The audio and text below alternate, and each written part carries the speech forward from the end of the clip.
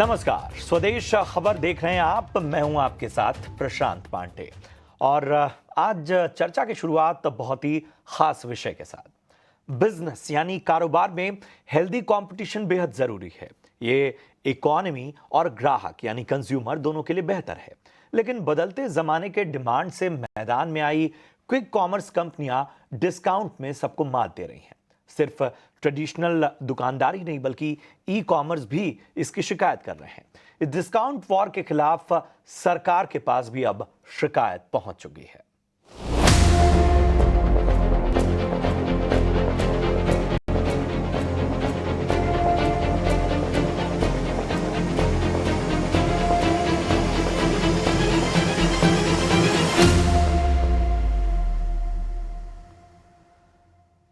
जी हां, डिस्काउंट पर वार, quick commerce पर भी सवाल। जी हां, पूरे देश में इस वक्त ऑनलाइन खरीदारी का चलन तेजी से बढ़ा है। डोर स्टेप यानी आपके घर की दहलीज तक सामान की डिलीवरी से काफी आसानी हो रही है। यही नहीं, आजकल तो big billion sale, great Indian festival और न जाने कौन कौन सी सेल के जरिए जो क्विक कॉमर्स कंपनियां हैं, ई कॉमर्स कंपनियां हैं, वो आपको बम्पर डिस्काउंट दे रही हैं। और इसमें आप अपना पसंदीदा फोन भी पा रहे हैं, बाकी सामान भी पा रहे हैं, फैशन भी आपका बदल रहा है और घर की जरूरतों के भी सामान आपके पास आ रहे हैं, खासतौर पे एफएमसीजी प्रोडक्ट्स। यही नहीं, क्विक कॉमर्स कंपनियां जैसे ब्लिंकिट ने भी कंज्यूमर को अपनी तरफ धड़ल्ले से आकर्षित किया है। लेकिन यहां सिक्के का दूसरा पहलू कुछ और है और जिसकी चर्चा आज हम करने वाले हैं। डीपीआईटी यानी department for promotional of industry and internal trade ने क्विक कॉमर्स के खिलाफ कंपटीशन कमीशन में शिकायत की है। शिकायत में कहा गया है कि क्विक कॉमर्स कंपनियों के एफएमसीजी प्रोडक्ट्स पर ज्यादा छूट डिस्काउंट देने से बाजार में कंपटीशन एक तरफा हो गया है। इससे पहले भी इसी तरह की शिकायत एआईसीपीडीएफ यानी अखिल भारतीय उपभोक्ता उत्पाद वितरक महासंघ ने कर रखी है। ऐसे में इन चिंताओं के मायने क्या हैं? क्यों कि जहां एक तरफ इस तरह के ऑफर से कंज्यूमर यानी हम जैसे लोग, हमारा आपका फायदा हो रहा है, तो वहीं बाजार में ऑफलाइन कारोबारियों को बड़ी चुनौतियों का सामना करना पड़ रहा है। इस बारे में हमने पहले भी एक खास चर्चा आपके सामने रखी थी, जहां पर कैट के प्रतिनिधि हमारे साथ जुड़े हुए थे। ऐसे में आज विषय पर करेंगे खास चर्चा, थोड़ा और खंगालेंगे और जानेंगे कि क्या वाकई ये प्लेटफॉर्म गलत प्रैक्टिस में है और कारोबार की दुनिया में एक तरफा जो कंपटीशन है वो उसे बढ़ावा दे रहे हैं। डिस्ट्रीब्यूटर्स की जो शिकायत है वो किन मामलों में सही है और कहां वाजिब नहीं है, क्योंकि भाई ये पूरा मैदान है, सबको खेलना है। साथ ही कैसे निकले इन सब के बीच बीच का रास्ता, क्योंकि बाजार में दोनों का बने रहना बहुत आवश्यक है। इन्हीं सब पहलुओं पर खास चर्चा के लिए हमारे साथ एक बेहद खास एक्सपर्ट भी जुड़ेंगे, मगर सबसे पहले चलते हैं हमारी सहयोगी अंजलि पलोड के पास, जो बता रही हैं कि आखिर किस तरह की शिकायत की गई है, ये पूरा मामला उठा कैसे है। जी अंजलि, बताएं। All India consumer products distributors federation ने एक ओपन लेटर में एफएमसीजी कंपनी से कहा है कि वो क्विक कॉमर्स कंपनीज का उनके ट्रेडिशनल रिटेलर्स पर क्या इम्पैक्ट पड़ रहा है, इस पर ध्यान दें। इस लेटर में डिस्ट्रीब्यूशन बॉडी ने ये लिखा है कि डीप डिस्काउंटिंग और प्रेडेटरी प्राइसिंग के वजह से उनकी ब्रांड वैल्यू डाइल्यूट हो सकती है, क्योंकि अगर ये डिस्काउंट्स चलते रहे तो आगे जाकर भी कंज्यूमर्स इन्हीं तरह के डिस्काउंट्स एक्सपेक्ट करते रहेंगे, जिससे ब्रांड वैल्यू डाइल्यूट हो सकती है। इसी के साथ साथ जो traditional supply chain FMCG companies ने काफ़ी सालों से बिल्ड करी है, इन पर भी negative impact quick commerce companies का हो रहा है। इस लेटर में डिस्ट्रीब्यूशन बॉडी ने कहा है कि FMCG companies in pricing strategies पर ध्यान दें, इंटरवीन करें और इन्हें रेगुलेट करें और ये इंश्योर करें कि क्विक कॉमर्स कंपनीज और ट्रेडिशनल रिटेलर्स को फेयरनेस से ट्रीट किया जाए। एफएमसीजी कंपनीज अपने क्विक कॉमर्स शेयर को धीरे धीरे बढ़ा रही है। FY23 में क्विक कॉमर्स 15 से 18% तक कंट्रीब्यूट करता था एफएमसीजी कंपनीज के ओवरऑल बिजनेस में, और FY24 में ये बढ़कर 30 to 35% हो चुका है। शुक्रिया करेंगे अंजलि। और जो चिंताएं हैं, जो शिकायत हैं, वो सब कुछ आपके सामने हमने और तमाम बातें आपको बहुत स्पष्ट तरीके से बता दी, ताकि आपको विषय के बारे में पूरी तरह से मालूमात हो जाए। चलिए चर्चा में मैं जाने माने कंज्यूमर एक्टिविस्ट जहांगीर घई साहब को जोड़ता हूं। घई साहब शुक्रिया। हमें समय देने के लिए और इस चर्चा में शामिल होने के लिए। भाई मैं तो या आप और मैं तो कंज्यूमर साइड से ही बात करेंगे। लेकिन जाहिर सी बात है कारोबारियों की अपनी चिंताएं हैं। अ, इस तरह का जो जब बाजार हो जाता है जहां पर कंज्यूमर को धड़ल्ले से डिस्काउंट की तरफ खींचा जाता है, तरह तरह के ऑफर्स, और सबसे बड़ी सहूलियत तो यह है कि ये सब कुछ आपके डोर स्टेप तक पहुंच रहा है।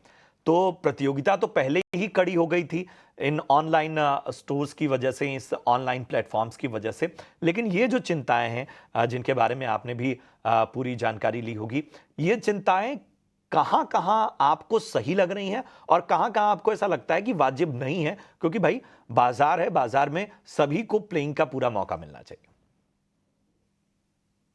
इनफैक्ट मेरे को ऐसा लगता है कि ये जो उनकी चिंता है वो टोटली इमेजिनरी है। कंज्यूमर प्रोटेक्शन एक्ट और पैकेज कमोडिटीज रूल्स, उनके मुताबिक मैक्सिमम रिटेल प्राइस डिक्लेयर किया जाता है मिनिमम प्राइस में। तो डिस्काउंट देने में कंज्यूमर का फायदा है। कभी कोई कंपनीज और प्लेटफॉर्म्स टर्नओवर पे जाते हैं, ज्यादा प्रोडक्ट सेल होगा तो ऑटोमेटिकली प्रॉफिट करेगा। तो ये जो वो बोलते हैं कि उनका डिस्ट्रीब्यूशन नेटवर्क अफेक्ट होता है, वो सही नहीं है। सेकेंडली, सबसे इम्पोर्टेंट ग्राहक है। ग्राहक को अभी ऐसा समझो, मैं एक हाउसवाइफ, वाइल कुकिंग अचानक मैं रियलाइज करता हूँ कि चलो मिर्ची की भुकी खत्म हो गई है मेरे घर पे, मैं छोड़ के तो नहीं जा सकता हूँ। ऑनलाइन इमीडिएटली ऑर्डर करूँ, 10 मिनट में वो मेरे घर पे आ जाएगी। तो ये सुविधा बहुत इम्पोर्टेंट है। सेकेंडली, अचानक मेरे घर पे मेहमान आ गए हैं, मेरे को आइसक्रीम मंगाना है। मेरा डीप फ्रीज तो मैं आइसक्रीम से भर के नहीं रखूंगा। लास्ट मिनट मेरे को मंगता है, मेहमान को छोड़ के नहीं जाऊंगा, इमीडिएटली फोन करके मंगा दूंगा, 10-15 मिनट में आ जाएगा। और ये सुविधा के लिए कितने प्लेटफॉर्म्स मार्केट हैंडलिंग चार्जेस लेते हैं। कभी कभी प्रॉम्प्ट सर्विस के लिए सरचार्ज लगाते हैं, फिर भी मैं खुशी से वो सरचार्ज दे देता हूँ, कारण what I want is quick service. तो ग्राहक के लिए ये सबसे महत्वपूर्ण है। कंपनी का तो मुनाफा, ब्रांड वैल्यू कभी खत्म, ब्रांड वैल्यू कमी नहीं होगा, बिकॉज मैं ऑनलाइन खरीदूंगा, ऑफलाइन खरीदूंगा, क्विक सर्विस से खरीदूंगा जो मेरा पसंद का प्रोडक्ट है, नहीं कि जो जल्दी मिल जाएगा वो। तो इसलिए ये टोटली इमेजिनरी है। और मेरे को ये शिकायत जो लेटर लिखा है उसमें कोई सब्सटेंस नहीं लगता है। लेकिन एक चिंता तो है कि अगर बहुत बड़े डिस्काउंट अगर मिलते हैं किसी कंज्यूमर को, तो जाहिर सी बात है कि उसके वो तो प्रेफर्ड उन प्लेटफॉर्म्स की तरफ भी जाएगा। ऐसे में जो पहले से कारोबार कर रहे हैं उनके पास चैलेंज है। तो यहाँ पे ये भी समझना होगा सर कि कई बार ऐसा है कि ये कंपटीशन एक तरफा भी हो जाता है, खासतौर पे जब इस तरह की बिगेस्ट सेल आती हैं या फेस्टिव सीजन आता है। फेस्टिव सीजन तो सबके लिए एक मौका रहता है। हेलो, आवाज नहीं आ रहा है जी आपका? जी। भाई साहब, मेरा सवाल यह है कि हाँ जी। जब इस तरह के बड़े डिस्काउंट आ रहे हैं तो जाहिर सी बात है एक प्रेशर बनता है। तो आपको लगता है कि अब शायद जो ऑफलाइन प्लेयर्स हैं, रिटेलर्स हैं, अब उनको भी एक लंबे समय तक एक एक इनके ऊपर आरोप ये भी लगता रहा कि इन्होंने ग्राहकों तक बहुत सी चीजों का जो पास ऑन होना चाहिए वो नहीं पहुंचाया, तो शायद अब कंपटीशन में आने के लिए इनको भी उस डिस्काउंट वाले बाजार में उतरना होगा। किसी ने ऑफलाइन ट्रेडर्स को डिस्काउंट देने का मना नहीं किया है। कितने शोरूम्स वो क्या सडनली वो मॉनसून सेल डिक्लेयर करते हैं, समर सेल डिक्लेयर करते हैं। तो वो जब भी कंपनी प्राइस फिक्स करती है तो उसमें इतना बफरिंग रहता है कि आराम से डिस्काउंट मिल सकता है। इससे उसलिए, as I repeat, maximum retail price सरकार ने फिक्स किया है, सोच समझ के सही ढंग से वो फिक्स किया है। बिकॉज मैक्सिमम इससे ज्यादा नहीं लेने का, इससे कम लेने का वो कॉम्पिटिटिवनेस बढ़ा देता है। जब भी कंपटीशन रहता है तभी ग्राहक का फायदा होता है। ये मैन्युफैक्चरर डिस्ट्रीब्यूटर्स है वो उनका फायदा देखते हैं, तो वो सही नहीं है। जो भी प्रॉफिट है कंपनी सेम रेट से देती है। जो दुकानदार है या प्लेटफॉर्म है उनके ऊपर है कि वो कितना डिस्काउंट उसमें से पास ऑन करेंगे। अभी ऐसा समझिए, ये छोड़ दीजिए, एक उदाहरण मैं देता हूँ। अगर आप दवा बाजार में से कॉटन लेंगे, सिंपल कॉटन, तो एमआरपी से हाफ रेट पे आपको मिलेगा कॉटन का पंच। वो क्यों मिलता है?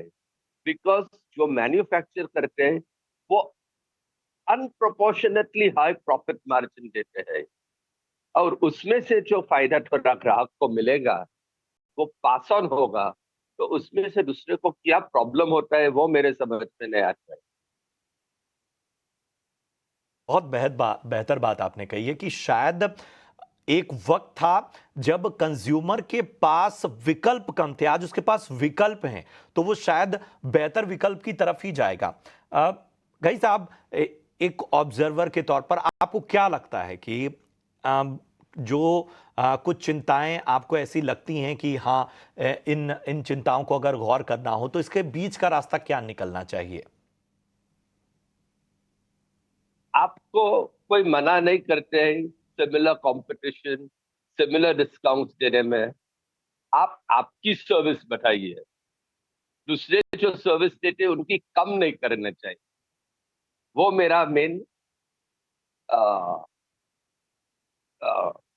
इम्पोर्टेंस है कि आप कंपटीशन में आइए, आप सुविधा दीजिए, आप सर्विस दीजिए, and you live up to the consumer expectation. Don't try to snatch away something that the consumers have. वो सही नहीं है।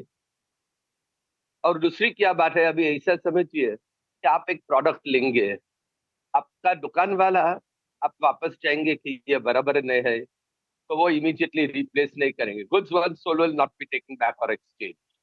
लेकिन ये जो ऑनलाइन पोर्टल्स है वो देखते हैं, वो इमीडिएटली रिड्रेस करते हैं ग्रीवेंस, रिफंड देते हैं, तो नेचुरली कंज्यूमर उनको प्रेफर करेगा। तो आपको सोचना मांगता है कि मैं क्यों न ऐसी तरह की सर्विस दूं जो ग्राहक को पसंद है।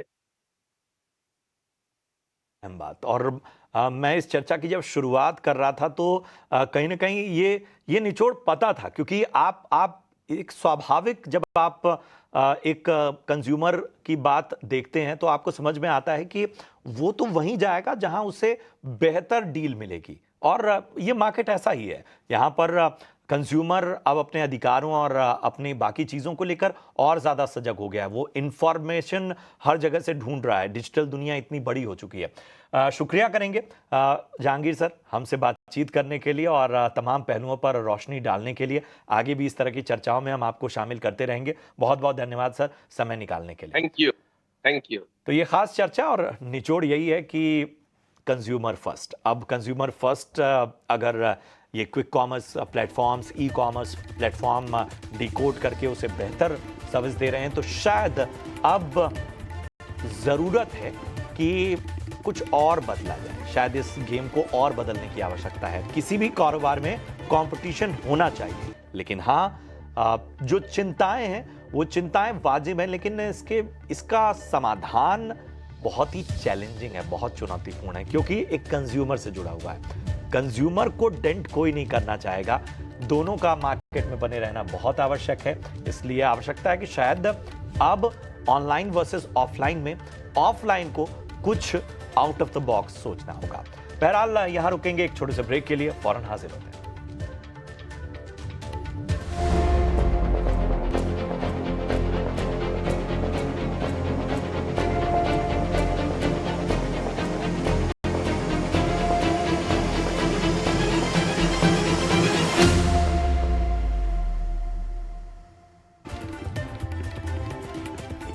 स्वागत है आपका। ब्रेक के बाद बढ़ते हैं आगे और अब बाजार की बात। आज निफ्टी सेंसेक्स रिकॉर्ड ऊंचाई पर बंद हुए, जहां निफ्टी 212 अंक चढ़कर 26,216 पर बंद हुआ, तो वहीं निफ्टी बैंक 274 अंक चढ़कर 54,375 पर बंद हुआ। बाजार में दिन भर एक्शन कैसा रहा, बता रही हैं आशीषा।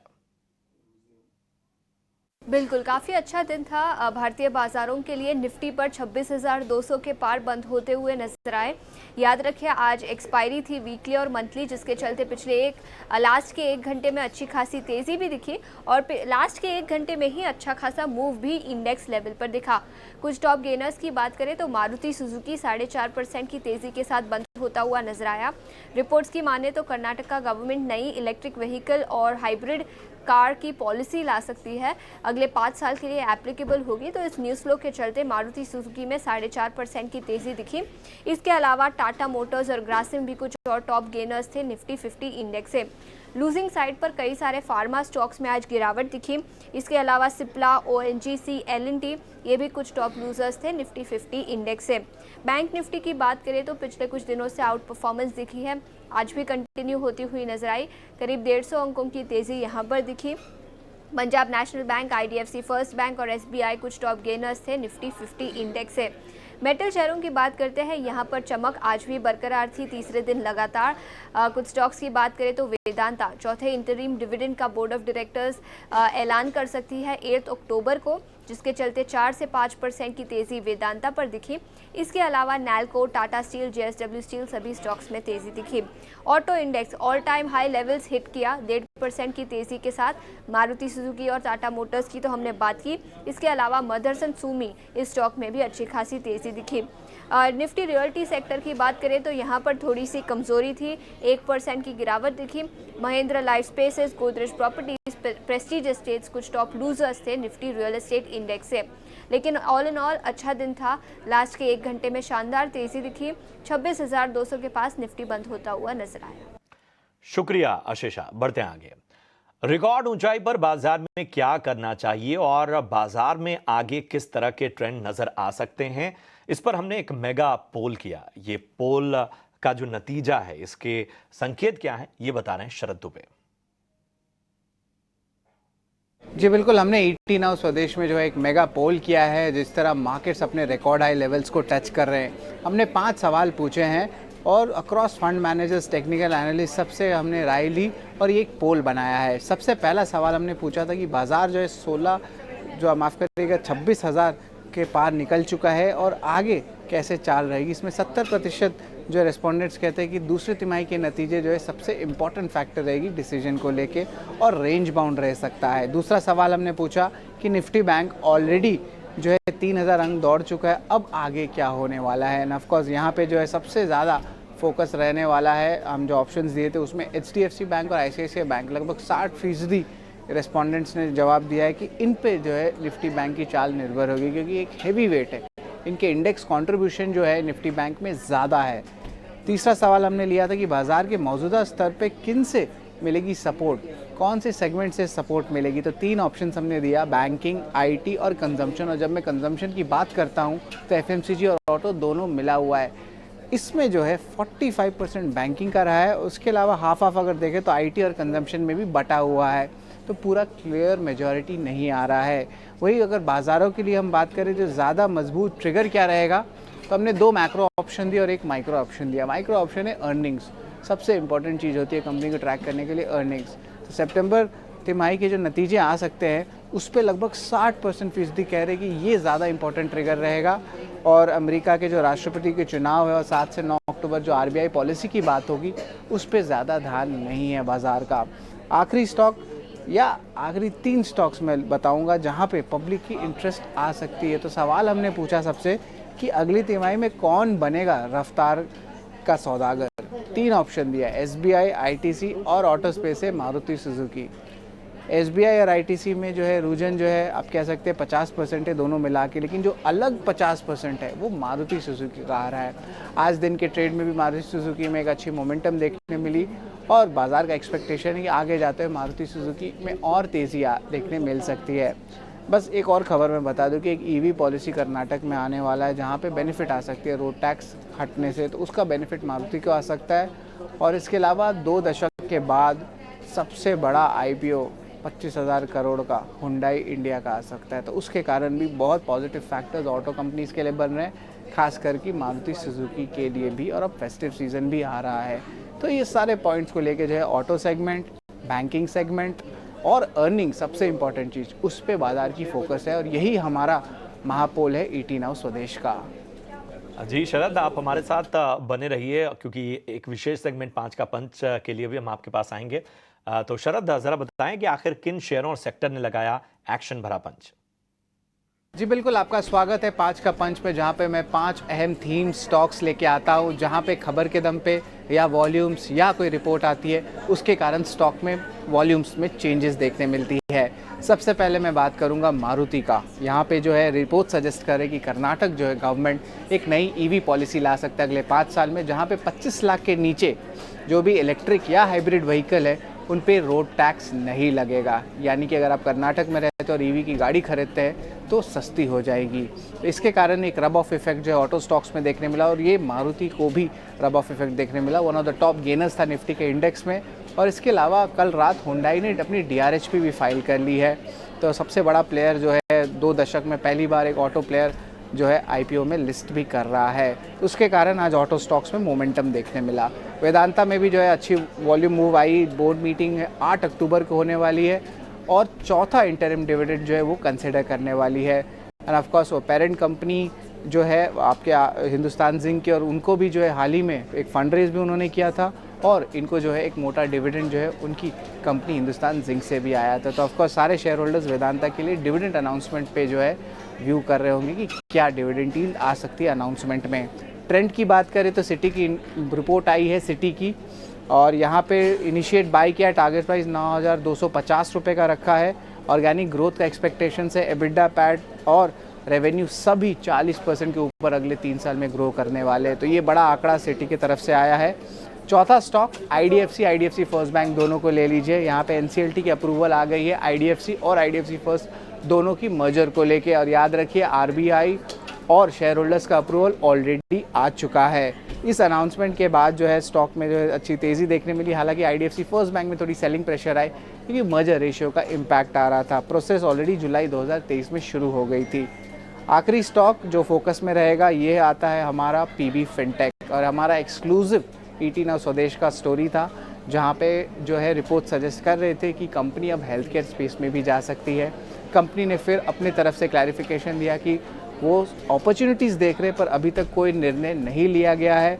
बट बर्नस्टाइन जो है फॉरेन ब्रोकिंग हाउस है, उन्होंने एक रिपोर्ट निकाल लिया और उन्होंने कहा कि कंपनी में जो है थोड़ी सी बेरिश नज़रिया देखने मिल सकता है। ये इसका कारण ये है कि कंपनी खुद ही एक एसेट लाइट मॉडल वाली कंपनी है। अब ये एक नए बिजनेस मोड में जा रही है और उसमें जो है एक्सपेंसेस लगते हैं, कैपिटल इंटेंसिव है फार्मा स्पेस। तो उसके कारण बाजार को जो है थोड़ी नाराज़गी देखने मिली और स्टॉक में सेलिंग प्रेशर आया। और आगे जाते हुए जो है ऑफकोर्स एक डेवलपिंग स्टोरी रहेगी कि कंपनी जो है फार्मा स्पेस में जाती है कि नहीं। तो मैंने आपको पूरा तरह बता दिया कि ये 5 स्टॉक्स पे जिस पे आपको पूरी नज़र होनी चाहिए, और आज दिन के ट्रेड में जहाँ पे एक्शन आया, और यही हमारा 5 का पंच है। शुक्रिया करेंगे शरद आपका इस तमाम एक्शन के बारे में जानकारी देने के लिए। बहरहाल इसी के साथ इस बुलेटिन में इतना ही। दीजिए इजाजत। आप देखते रहिए ईटी नाउ स्वदेश। नमस्कार।